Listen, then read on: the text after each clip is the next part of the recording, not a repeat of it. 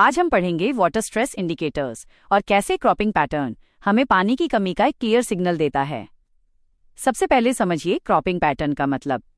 Cropping pattern का अर्थ है कौन सी फसल उगाई जा रही है, किस सीजन में उगाई जा रही है और उसका एरिया शेयर कितना है। ये एक वाटर स्ट्रेस इंडिकेटर की तरह काम करता है क्योंकि किसानों की फसल का चुनाव सीधे rainfall, irrigation availability, ground water depth और कैनल सप्लाई पर डिपेंड करता है।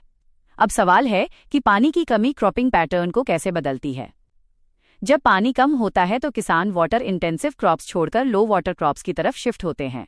अगर मानसून अनियमित हो जाए तो बुवाई में देरी होती है, क्रॉप फेलियर का रिस्क बढ़ता है और क्रॉपिंग इंटेंसिटी यानी एक साल में फसल लेने की क्षमता घट जाती है।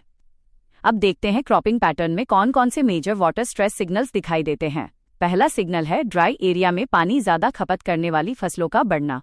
अगर सेमी एरिड रीजन में धान और गन्ना बढ़ रहे हैं तो इसका मतलब है एक्सेसिव ग्राउंड वाटर एक्सट्रैक्शन हो रहा है। यह अक्सर एमएसपी, फ्री बिजली और गलत इंसेंटिव्स के कारण होता है। ये एक छुपा हुआ वाटर क्राइसिस दिखाता है। दूसरा सिग्नल है ड्रॉट रेसिस्टेंट क्रॉप्स का बढ़ना। जब पानी की कमी बढ़ती है तो किसान बाजरा, ज्वार जैसे मिलेट्स, दालें और ऑयल सीड्स की तरफ बढ़ते हैं। यह क्लाइमेट अडेप्टेशन और कम पानी की उपलब्धता का संकेत है। तीसरा सिग्नल है क्रॉपिंग इंटेंसिटी का कम होना। कई क्षेत्रों में डबल क्रॉपिंग की जगह सिंगल क्रॉपिंग हो जाती है और गर्मियों में खेत फॉलो छोड़ दिए जाते हैं। ये साफ दिखाता है कि इरिगेशन शॉर्टेज और ग्राउंड वाटर डिप्लीशन हो रहा है। चौथा सिग्नल है एसएस रबी क्रॉप से शिफ्ट। कई जगह गेहूं और सरसों की खेती घटती है क्योंकि विंटर रेनफॉल कम हो जाती है और वाटर टेबल नीचे चला जाता है। फिर किसान कम पानी वाली फसलों की तरफ जाते हैं। पांचवां सिग्नल है बोरवेल बेस्ड इरिगेशन का बढ़ना। जब कैनाल या रेनफेड सिस्टम फेल होने लगते हैं तो किसान ट्यूबवेल पर निर्भर हो जाते हैं और उसी के अनुसार फसल का चुनाव करते हैं। ये कैनाल सिस्टम की कमजोरी और ग्राउंड वाटर प्रेशर को दिखाता है। अब रीजनल एविडेंस याद रखिए। पंजाब हरियाणा में राइस व्हीट बेल्ट का ज्यादा paddy share ground water depletion दिखाता है।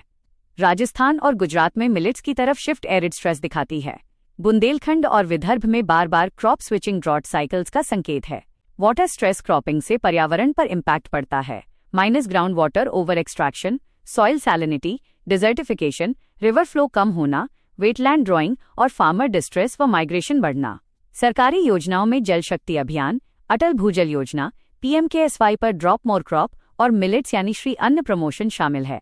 वे फॉरवर्ड में जरूरी है water smart cropping pattern, agro climatic zoning, ground water regulation और मीटरिंग, माइक्रो इरिगेशन एक्सपेंशन और एमएसपी रिफॉर्म। निष्कर्ष, क्रॉपिंग पैटर्न वाटर स्ट्रेस का सबसे क्लियर इंडिकेटर है जो ग्राउंड वाटर क्राइसिस को उजागर करता है और सस्टेनेबल एग्रीकल्चर रिफॉर्म्स की जरूरत बताता है।